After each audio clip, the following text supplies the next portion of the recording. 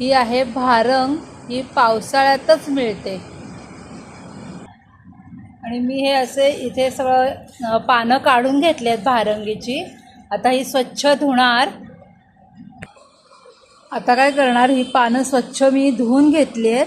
आता ही पानं अर्धी मी चिरून घेणार. चिरून घेतली की मग ही कुकरला लावणार आणि कुकरला लावून एक शिटी काढायची. मग गार झाला कुकर की याच्यातलं भारंगीच्या भाजीमधलं पाणी काढून घ्यायचं. पाणी काढलं की त्याला तेल, जिरं, हिंग आणि हिरवी मिरची याची फोडणी द्यायची त्या पाण्याला.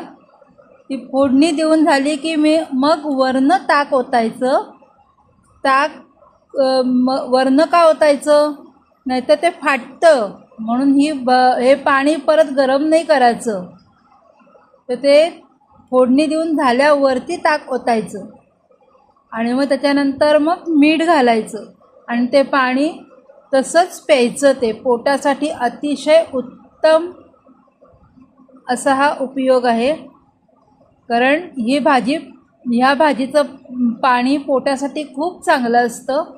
आणि ह्याची जी पिळून आपण जी भाजी घेतलेली असते त्याची नंतर मग लसूण, मिरची, वाल वगैरे घालून ती सुकी भाजी आपल्याला करता येते.